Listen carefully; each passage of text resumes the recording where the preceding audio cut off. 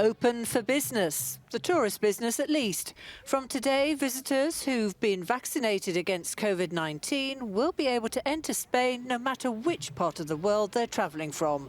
But for those coming from outside the European Union, they will need to have been vaccinated 14 days before arrival and to have received both doses of an approved vaccine.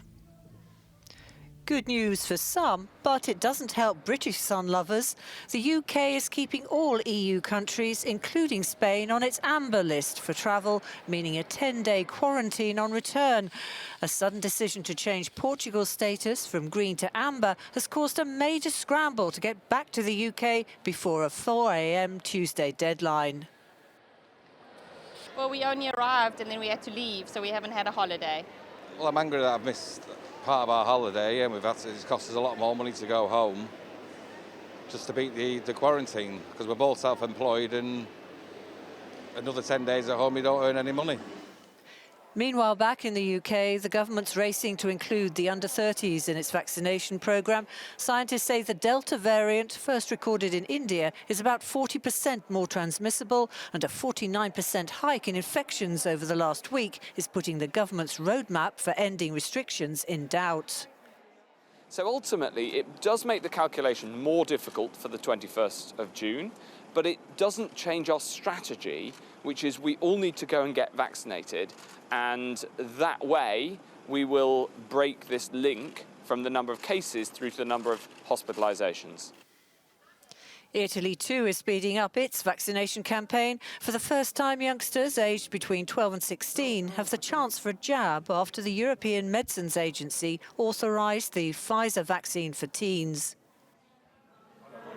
I'm scared of needles, so I'm a little bit anxious. Afterwards, we are free. Across Italy, there are no longer any red or orange regions, only yellow and white. In other words, moderate or low-risk areas. Evelyn Laverick, Euronews. And for more on the easing of travel restrictions in Spain, let's cross live now to Madrid, where Jaime Velasquez is standing by for us. Jaime, the government is obviously seeking a much-needed post-pandemic cash injection. Tell us more about the measures in place starting today.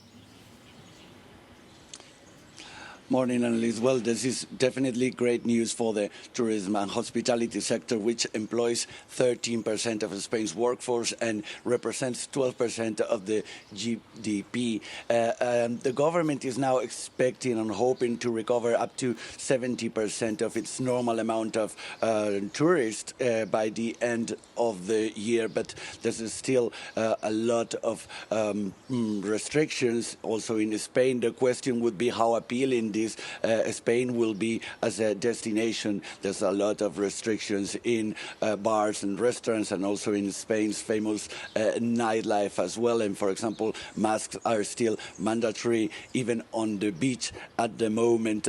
From today, every citizen will be allowed in the country if they have a vaccination certificate or even if they produce a negative COVID-19 test on arrival. Annalise.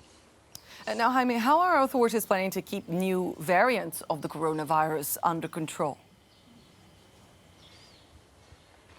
Yeah, travelers from India, from South Africa and also from Brazil are still banned, are not allowed in the country to try to prevent the spread of those strains coming from those countries. But, for example, the government of Madrid, the region of Madrid, have already asked the government to tighten up controls, for example, at Barajas airport here in Madrid, because according to the regional government, for example, only 7.4% of travelers arriving in Barajas are actually really checked whether they have a valid COVID-19 test, for example, on arrival. So there's still some questions regarding the control at the airports, how this is going to be implemented to make sure everybody comes with the right papers, so no new strains are enter in the country, Annalise.